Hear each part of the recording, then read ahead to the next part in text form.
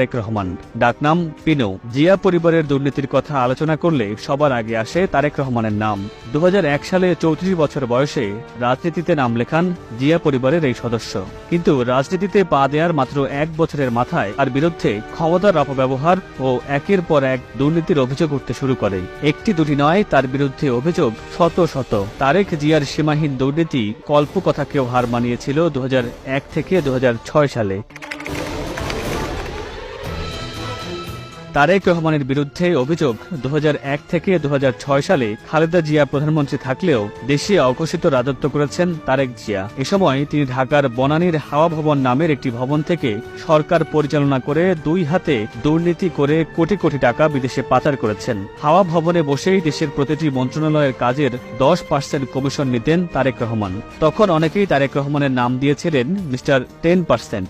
আরেকটি খ্যাতিও তিনি লাভ করেন, দুর্নীতির বরপুত্র। মার্কিন federal bureau of investigation FBI এর তদন্তে উঠে আসে তারেক রহমান এবং তার ঘনিষ্ঠ বন্ধু গিয়াসউদ্দিন আল মামুন টঙ্গীতে 80 মেগাওয়াটের একটি বিদ্যুৎ কেন্দ্র নির্মাণের কাজ চীনের হারবিন ইঞ্জিনিয়ারিং কোম্পানিকে পাইয়ে দিতে সিঙ্গাপুরের একটি ব্যাংক অ্যাকাউন্টের মাধ্যমে $7.5 লাখ মার্কিন ডলার ঘুষ নিয়েছেন।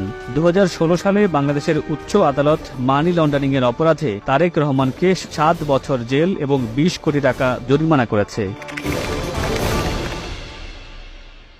কানাডার কোম্পানি নাইকোকে অনৈতিকভাবে সুবিধা দেওয়ার বিনিময়ে বিপুল অঙ্কের টাকা ঘুষ নিয়েছিলেন তারেক রহমান। ক্ষমতার অপব্যবহার করে 3টি গ্যাস ক্ষেত্র পরিত্যক্ত দেখিয়ে কানাডার কোম্পানি নাইকোর হাতে তুলে দেওয়ায় রাষ্ট্রের ক্ষতি হয়েছিল প্রায় 13,777 কোটি টাকা।